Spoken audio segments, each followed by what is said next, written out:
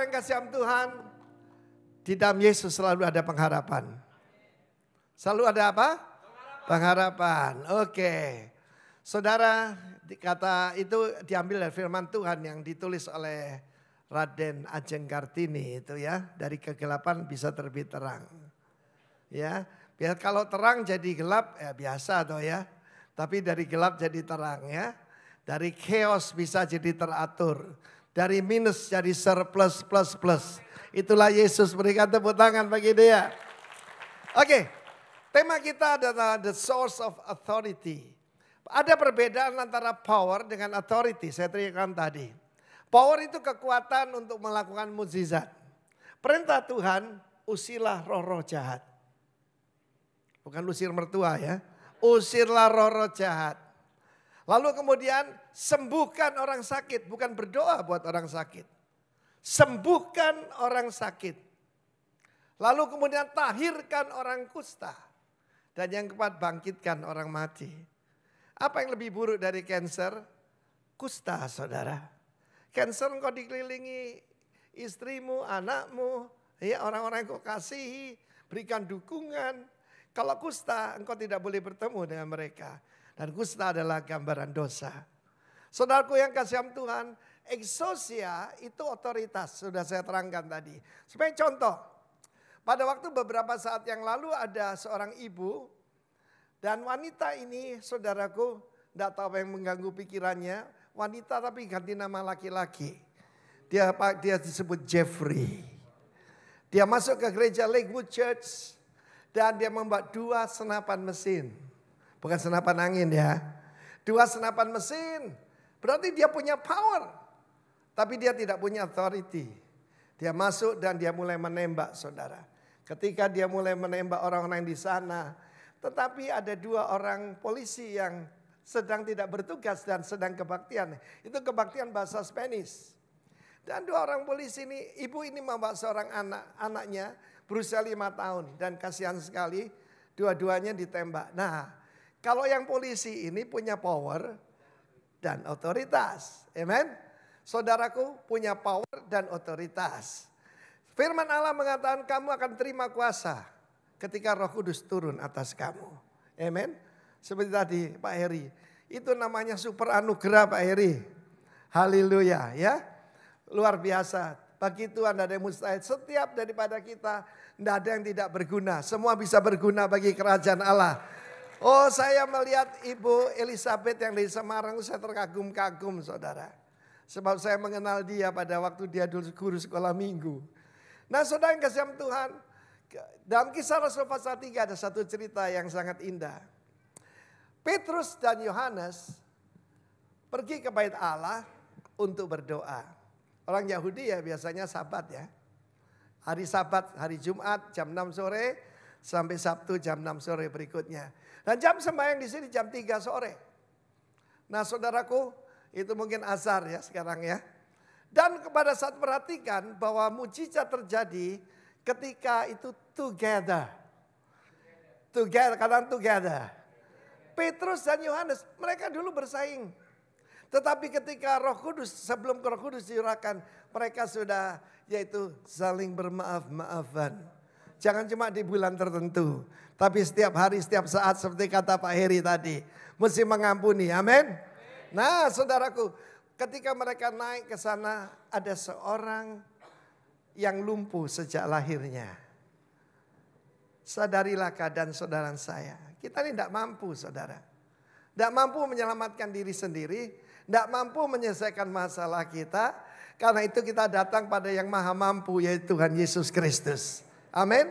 Lumpuh sejak lahirnya. Yang menarik buat saya, kan Yesus pernah ada di situ. Dan menyembuhkan orang lumpuh dan orang buta.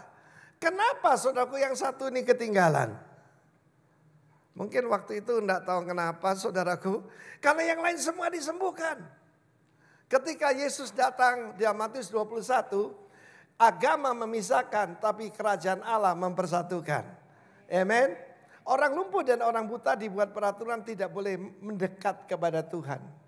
Tetapi saya beri kabar baik buat saudara. Kalvari itu saudaraku membuat segala tembok pemisah hancur. Tepuk tangan bagi Tuhan Yesus. Amin. Nah saudara, saat itu dia mengulurkan tangan dan mengharap sesuatu. Saya mau beritahu saudara, jangan sok jago. Saya sering dengar hamba-hamba Tuhan berkhotbah. Kita harus bayar harga ikut Yesus. Harus bayar harga. Bayar apa nih? Semuanya gratis. Namanya grace itu gratis. Kita tinggal apa? Menerima. Coba belajar dari pengemis ini. Ulurkan tangan saudara. Ulurkan tangan saudara. Mengharap sesuatu. Angkat wajah saudara. Tapi mereka melihat pada Petrus dan Yohanes. Yesus berkata, lebih baik bagimu kalau aku pergi. Sebab kalau Yesus tidak pergi, Yesus terbatas cuma di Israel. Tetapi ketika Roh Kudus dicurahkan, bahkan di ruangan ini, Roh Kudus hadir dan mujizat bisa terjadi. Tepuk tangan bagi Allah kita. Power and authority. Setiap orang percaya punya itu. Tidak mungkin Tuhan menyuruh tanpa memperlengkapi. Di Matius, Lukas pasal 9, Lukas pasal 10, 12 rasul, lalu 70 murid. Dan sekarang setiap orang percaya. Ngusir setan, menyembuhkan orang sakit, saudara. Dan pada saat itu ketika mereka mengulurkan tangan, kita dengar bagaimana Petrus dan Yohanes berkata, emas dan perak tidak ada pada kami. US dollar pun tidak ada pada kami. Tapi apa yang ada pada kami, kuberikan padamu. Demi nama Yesus Kristus orang Nazaret. Bangkit dan berjalanlah. Disuruh berdiri, saudara, suruh bangkit.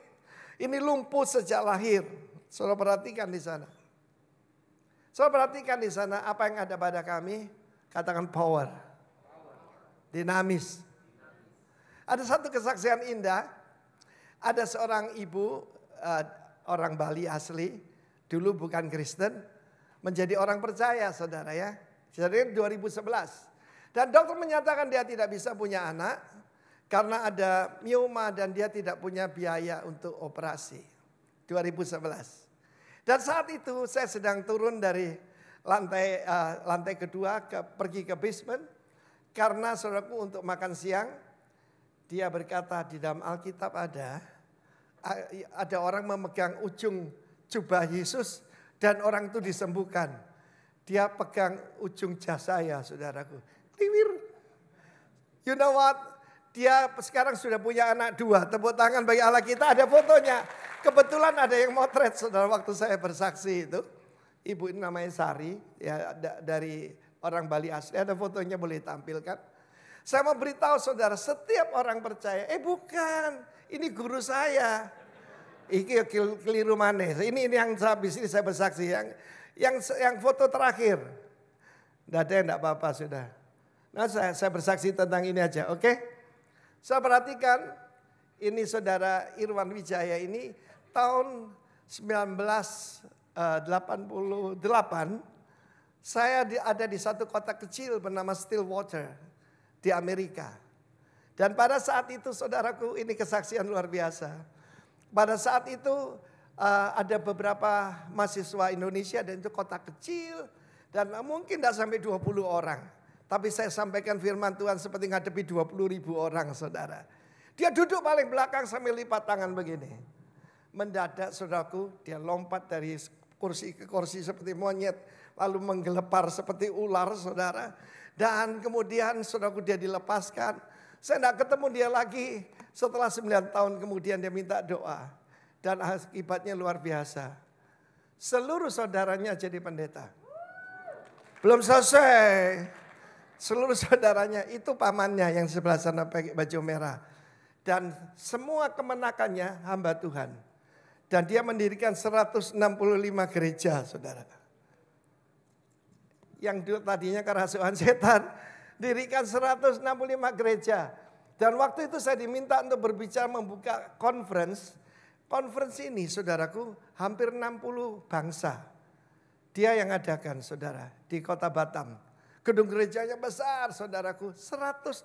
Semua cabangnya diminta 1 juta kasihkan Pak Rifin. Bukan minta uang saudaraku, saya sendiri kaget. Tetapi di depan 55 bangsa itu dia bersaksi. Dan saudara nanti saya diminta oleh pendeta Yong Hun Lee, pengganti Yong Gi Cho, untuk bawa yaitu hamba-hamba Tuhan yang lebih muda dari saya akan ajak dia ke Hyderabad, India nanti bulan Juni, bahwa di Indonesia revival is happening. Tepuk tangan, kata revival. Amin. Ya, oke. Saudara semua saudaranya, coba saudara lihat itu. Dan apa yang terjadi adalah mujizat itulah power and authority. Kalau saya katakan dalam nama Musa, nothing happen. Atau siapapun. Tapi dalam nama Yesus Kristus dari Nazaret, something must happen. Something must happen to you. Amin. Tetapi belajar pengemis ini mengharap sesuatu. Saya pernah doa ngemis, saudara. 2002 saya dideteksi kanker getah bening. Saya tukang doa buat orang sakit, saudara ya. Ya, dan saya tahu bahwa orang bisa meninggal tanpa sakit juga, ya kan? Tetapi yang luar biasa, saudara, pada saat itu saya dengan istri doanya doa ngemis. Saya tidak gaya Amerika. Orang Amerika itu nuntut Tuhan. Dia berkata begini, ya, I have the right, receive your healing. Pokoknya yang gitu-gitulah, saudara. Tapi untunglah saya orang Indonesia.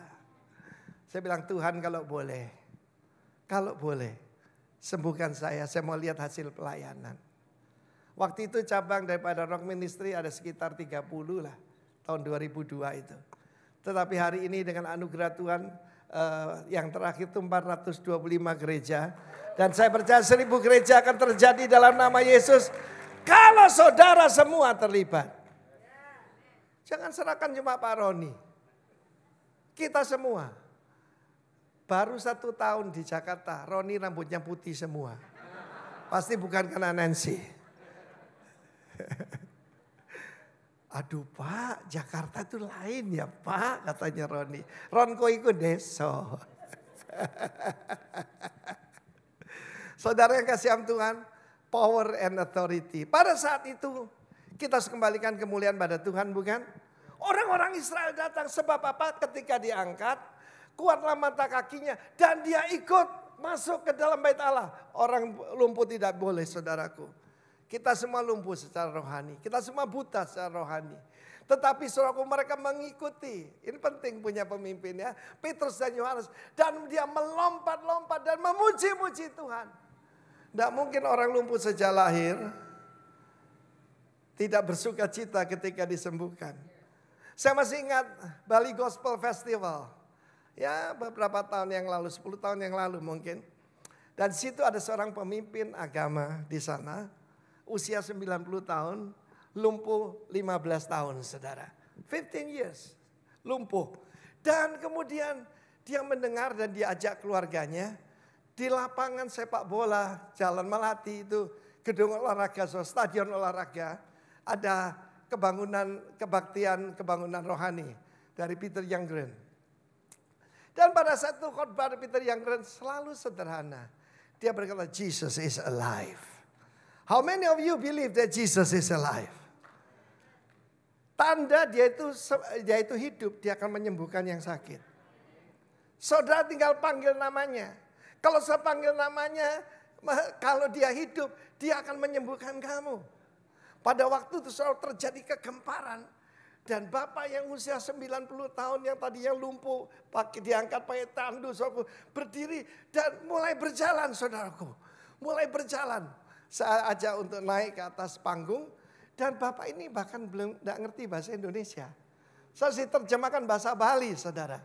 Dan saya tanya, Bapak, yang nyembuhkan Bapak siapa? Dia bilang, Itus. Hah? Bahkan tidak sebut Yesus Kristus. Kesempatan buat saya. Saudara dengar itu. Nama itu saja bisa membangkitkan orang lumpuh. Apalagi lengkap Tuhan Yesus Kristus. Dan kita semua nyanyi. Tuhan Yesus tidak berubah. Tidak berubah. Tidak berubah. Tuhan Yesus tidak berubah. Tak berubah. Selama-lamanya. Haleluya. Haleluya. Haleluya. Haleluya. Hey, haleluya. Haleluya. Haleluya. Haleluya. Di bagian VIP ada seorang oma di kursi roda. Saudaraku, dia juga panggil nama Yesus. Cucunya yang mengantar dia permisi ke toilet. Ketika dia kembali, omanya sudah hilang, saudaraku. Ternyata di atas panggung dan Peter Youngren yang duduk di situ didorong omanya. Itulah Allah kita, itulah Yesus kita. Saya percaya itu bisa terjadi pada dirimu. Saudara, mereka kembalikan kemuliaan pada Tuhan. Dan apa yang terjadi, saudaraku? Orang-orang Israel datang. Mereka kagum, wah ini luar biasa ini. Padahal orang-orang sederhana dari Galilea. Orang-orang di Yerusalem, di Yudea itu anggap enteng. Orang-orang dari daerah Galilea, saudara ya. Karena itu saudara sama dengan orang Jakarta ini. Lu dari Jawa ya? Lu bukan dari Jawa ya? Karena itu sengaja Tuhan pakai arek Surabaya ya. Tepuk tangan bagi Allah kita, saudara. Luar biasa. Kenapa kamu memandang kami seperti ini karena kekuatan dan kesalehan kami sendiri? Bukan.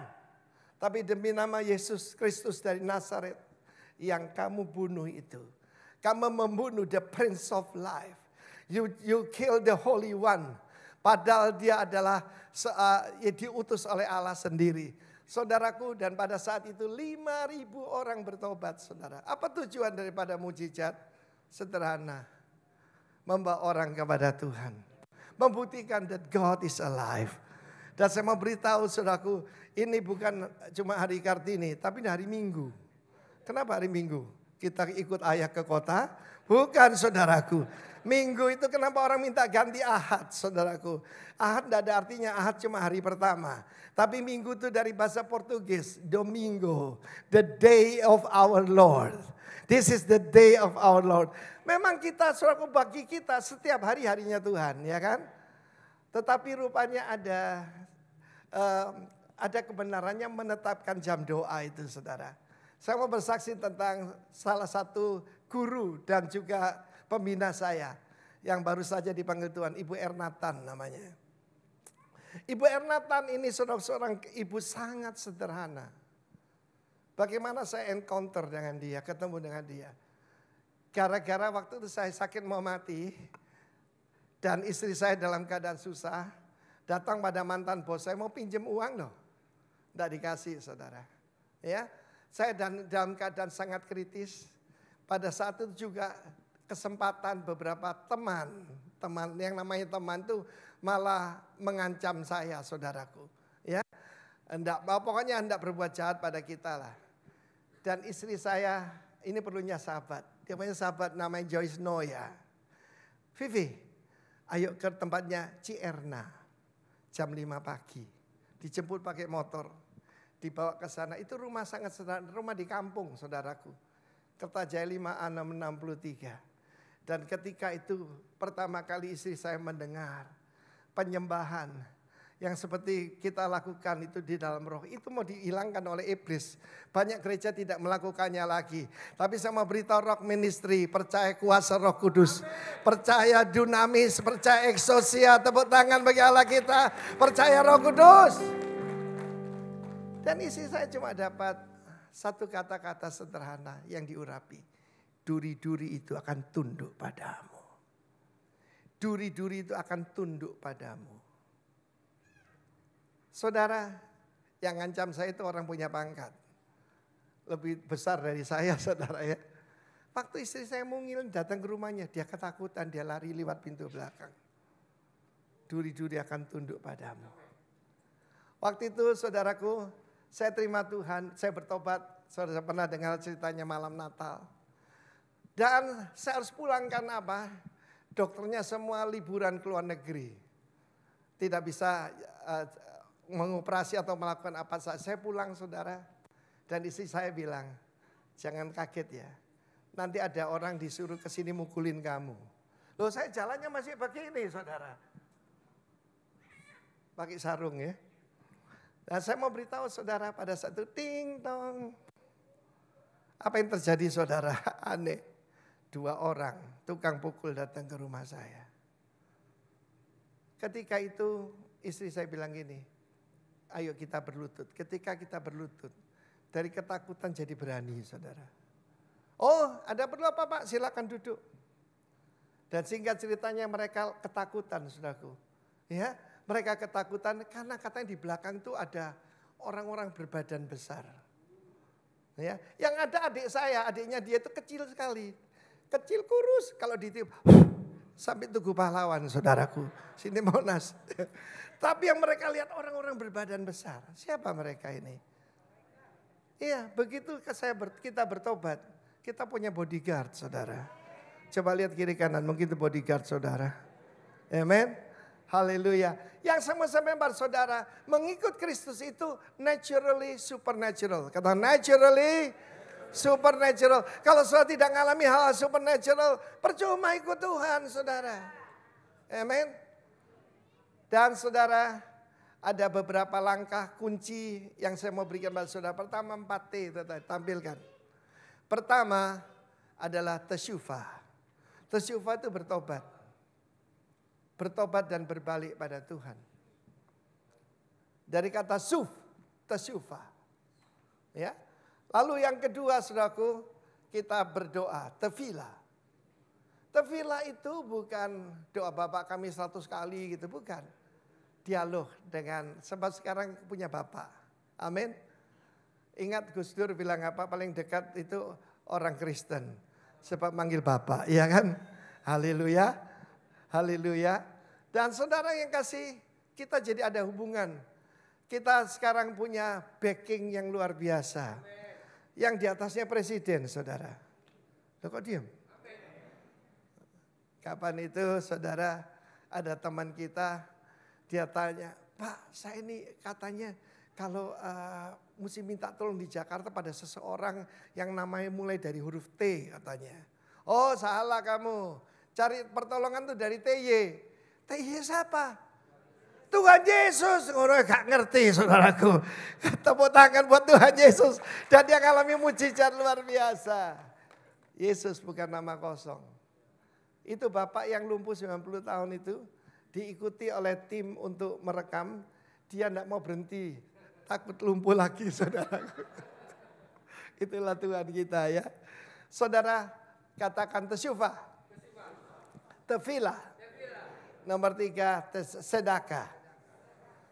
Saudara, sedekah itu righteousness. Itu tinggal terima. Roma 5:17 mengatakan dengan jelas bahwa righteousness is a gift. Kebenaran itu adalah pemberian. Amen. Kita mendapatkan kelimpahan kasih karunia dan anugerah kebenaran. Tetapi saya perhatikan apa tanda orang, sebab sedekah itu ada dekat juga dengan sedekah. Betul enggak? Orang lumpuh itu minta apa?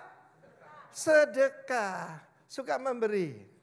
Jadi kalau orang berkata ada Yesus dalam saya, tapi pelitnya luar biasa, jangan percaya.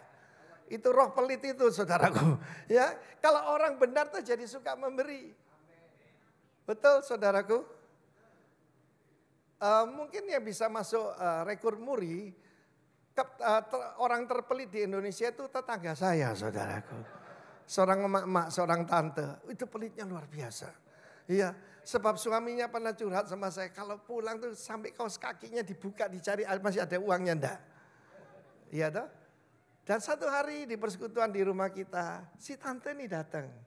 Ya, dan dia bilang gini, Arifin, tante boleh enggak bersaksi? Oh ya boleh tante, silakan. Sebab saudaraku, dia berdiri dan dia mulai agak tersenyum. Dan dia cerita, untuk pertama kalinya mujizat besar. Dia bisa memberikan persembahan buat Tuhan. Semua orang tegang. Rp1.000.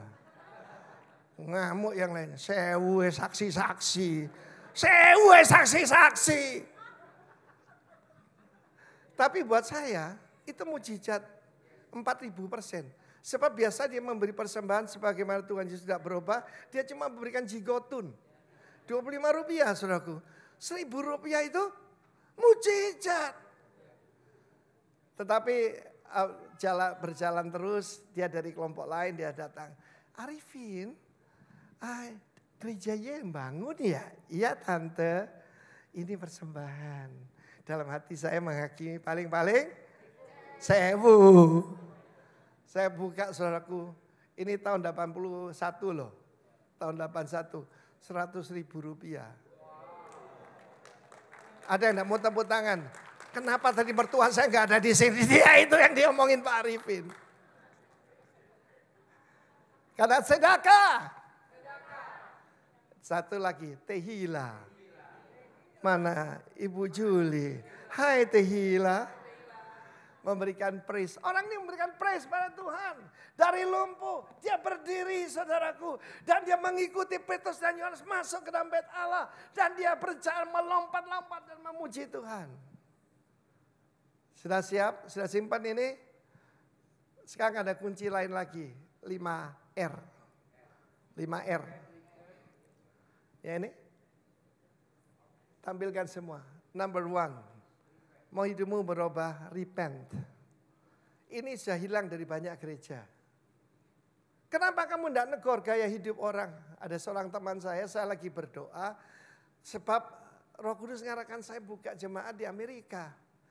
Ngapain Amerika kan banyak gereja. Termasuk gereja Indonesia, saudaraku.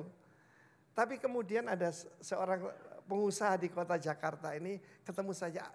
Pak Timotius, buka gereja cabang Anda di Amerika. Loh kenapa? Lah pendeta-pendeta di sana tidak menegur gaya hidup orang.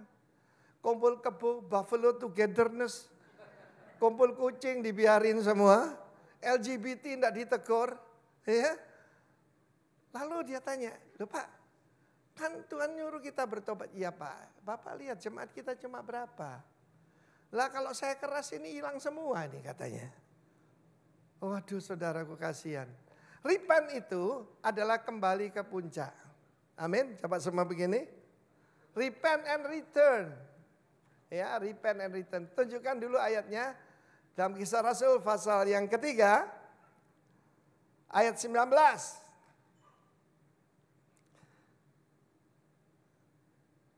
Repent therefore and be converted. Sadarlah dan bertobatlah. Kembali ke titik awal. Tapi repent itu kembali ke puncak. Apartemen paling tinggi namanya apa? Penthouse. Repent. Tuhan menciptakan manusia sebagai makhluk mulia. Dimahkotai dengan kemuliaan dan hormat. Tuhan mau kita kembali ke sana. Tapi jangan keliru, kapan tuh ada orang bersaksi. Saudara saya bertobat dan berbalik 360 derajat. 360 derajat. Ngawur. Jangan seperti babi ya, setelah mandi masuk kembali ke kubangan. Amen. Repent and return. That your sins may be blotted out. Hanya satu yang bisa menyelesaikan masalah dosa. Kapan itu ada tetangga saya datang malam-malam. Istrinya sudah ikut kita, dia dari kelompok lain lah. Dan dia bilang sama saya, Pak, boleh enggak saya bicara? Oh ya boleh Pak, silakan. Saya ini ada affair dengan, Bapak sudah dengar lah dari istri saya. Dengan sekretaris saya dan dia hamil. Lalu saya bawa dia ke daerah asalnya di Sulawesi sana. Dan kita panggil dukun. Dan bayi yang terpotong-potong itu saya yang menguburnya. Itu darah daging saya. Saya sudah cuci tangan saya sudah coba segala cara. Tetapi itu menghantui saya. Betul Pak ada suara darah? Oh ada. Suara darah itu ada. Lalu saya bilang kepada dia, Bapak mau dibersihkan? Loh tentu itu, karena itu saya datang ke sini. Cuma satu yang bisa membersihkan darah itu, hutang darah itu. Darah Yesus. Tapi sayang dia berkata, Pak saya sudah punya kepercayaan. Dan dia meninggalkan rumah saya, sedih saya. Keluarga itu hancur berantakan, pengusaha ini yang pengusaha lumayan habis sama sekali. Karena itu repent and return. So that times of refreshing. Kata times of refreshing. Di mana-mana orang itu stres. Dan banyak orang ODGJ. Apa itu? Coba periksa diri sendiri. Are you stressful or restful? Ada yang tidak bisa tidur tadi malam? Loh, kok diam semua ini? Sebab Yesus memberikan times of refreshing. Amen. Akan datang karena apa? The presence of the Lord. Ketika Adam melanggar perintah Tuhan, dia sembunyi dari hadirat Tuhan. Adam, di mana kau? Dia mendengar suara Tuhan. Dulu Taman Eden dengan Taman Firdaus itu jadi satu. Dan Adam bergaul dengan Tuhan. Aku sembunyi sebab aku telanjang. Dari mana kamu tahu kamu telanjang? Apa kamu akan buah yang kularang kau memakannya? Perempuan itu yang kau berikan padaku. Yang disalahkan istrinya dan Tuhan. Barang siapa mendapat istri dia mendapat yang baik. Dan berkenan kepada Tuhan. Amen. Wanita itu nyalakan ular. Cuma ular saja gentleman. Dia tidak nyalakan siapa-siapa. Times of refreshing come from the presence of the Lord. Ketika hadirat Tuhan ada dalam hidup kita. Luar biasa. Saudara saya waktu dengar kesaksian Noel Jasnya pelayan hambanya Tuhan. Sangti teburan. Bisa sembuh. Kan ajaib saudara. Itu yang keluar itu dinamis. Saya belum ngomong dalam nama Yesus. Kalau dalam nama Yesus itu sah saudaraku. Lalu kemudian saudaraku kita baca terus. That he may send Jesus Christ was preached to you before. Whom heaven must receive. Until baca ini. Times of restoration of all things. Tuhan mau merestorasi kita. Amen. Coba 5R tadi. Katakan repent. Return. Cara menerimanya sederhana. Receive. Amen. Cara menerimanya receive. Dari mana kita tahu orang menerima sesuatu dari Tuhan? Hidupnya penuh syukur. Tidak ngomel-ngomel saudara. Ya. Dan seperti tante itu dia tidak lagi menelanjangi suaminya cari dari kaos kaki. Sesuatu terjadi. Tetapi jangan lupa ini membayar kembali. Restitution. Yesus berkata pada Sakius. Sakius artinya murni, bukan pendek. Murni. Hei Pak Murni, turun. Aku harus menumpang di rumahmu. Apa tanda orang itu didatangi Yesus, saudaraku? Luar biasa. Firman Allah berkata, Sakius berdiri. Saudara hanya manusia. Bisa berdiri. Monyet tidak bisa saudaraku. Ya bisa dilatih sebentar berdiri nanti menangkak lagi. Nanti manjat pohon lagi. Dan kemudian dia berkata, separuh hartaku kuberikan pada orang miskin. Katakan sedekah. Amin. Saudaraku, dan karena aku memeras orang. Ku kembalikan 4 kali lipat. 4 kali lipat. Itu restitusi. Dan ini banyak orang ingat Sakius naik pohon. Tapi enggak ingat Sakius bayar utang saudaraku. Barulah yang terakhir. Restoration of all things. Tetapi apa akibatnya? Tadi Pak Eri kan bilang. Jadi kalau ikut Yesus itu semua orang bilang, oh enak semuanya. Oh justru saudaraku. Salah ngomong aja dituntut di polisi sekarang. Itu kan cuma kefleset. You know, karena lidah ini di tempat basah. Jadi gampang kefleset saudaraku. Orang lain cuma mengecam kalau saya telepon, saya doakan, saya kasih firman Tuhan. Saudara kita. Iya dong. Kita harus saling menguatkan, saling mendoakan. Saudara, Petrus dan Yohanes ditangkap. Kisah Rasul 4. Dan saudaraku siapa yang berkuasa sana? Hanas, Kayafas dan keluarga imam besar. Masa gereja ada dinasti saudaraku. Dan pada saat itu saudaraku, karena itu sudah malam mereka dimasukkan tahanan. Kemudian dalam Kisah Rasul pasal 4 itu orang-orang itu tidak bisa ngomong karena orang ini sudah usia pertengahan sampai usia 40 dan lumpuh sejak lahirnya. Mujizat yang sangat mencolok, saudaraku. Dan kemudian mereka ditanya, dengan kuasa mana kamu melakukan itu? Kalau kami harus diperiksa, ditahan, dianiaya oleh karena melakukan kebaikan. Saya beritahu, kita hidup itu melawan arus, saudaraku. Betul? Melawan arus. Dan melawan arus itu ya tidak enak ya, tidak gampang. Ketahuilah oleh kamu, kata Petrus dan Yohanes, karena kebaikan atas orang yang tidak berdaya ini, ketahuilah oleh kamu, hanya karena nama Yesus dari Nazaret itu. Amin. Dan ini ayat kesukaan saya, saudara ya. Saya dulu disebut pendeta satu ayat. Sebab kemana-mana modalnya Kisah Rasul 4 ayat 12. Bahwa di bawah kolong langit ini tidak ada nama lain yang diberikan kepada manusia yang olehnya kita beroleh selamat. Kecuali dalam Dia. Siapa Dia? Yesus. Saat bilang Yesus. Aku Yesus. Yesus dari Nazaret. Saya mau tutup dengan kesaksian ibu tadi itu. Ibu Ernatan itu. Saudara, dia mengajar saya untuk melakukan perintah Tuhan, mengusir roh jahat. Saya pernah cerita sebagian di sini. Pertama kali Arifin, dia ikut sama Eke. Udah, hari Jumat saudaraku, masuk gang lewat kuburan, sampai tidak pernah lupa saya.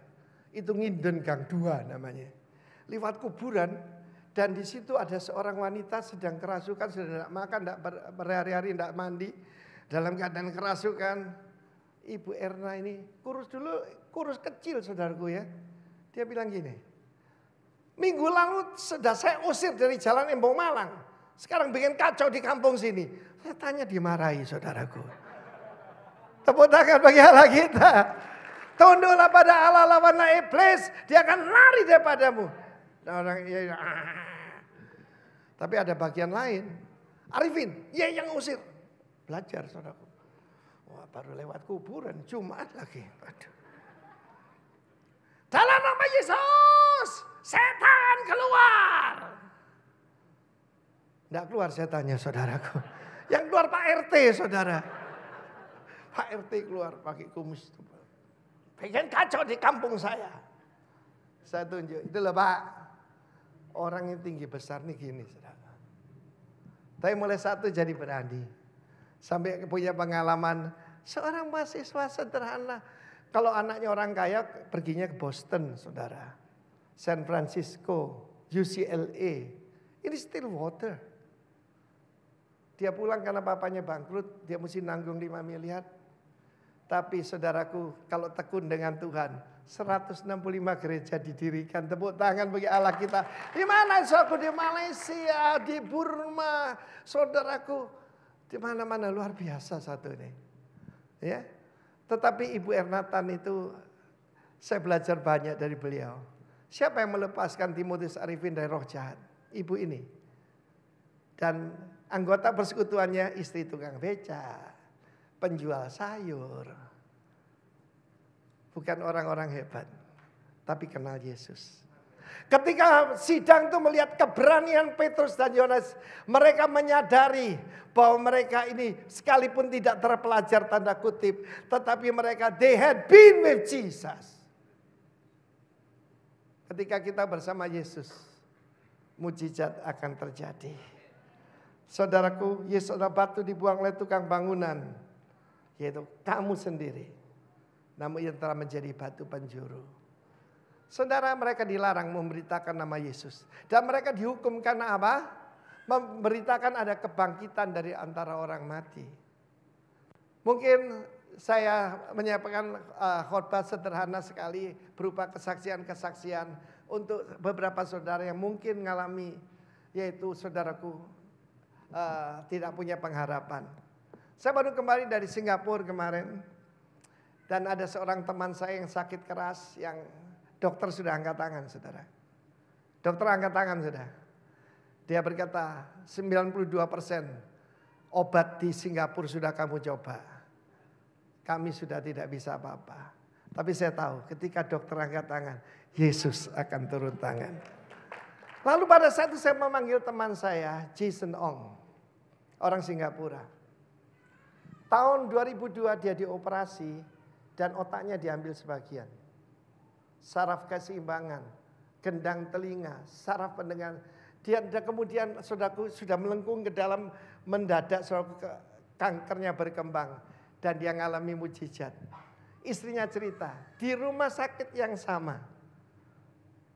Itu adalah Mount Elizabeth Novena. Di rumah sakit yang sama, teman saya Jason ini namanya.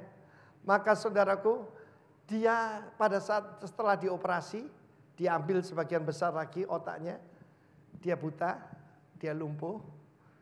Dan memang tadinya sudah tidak bisa dengar.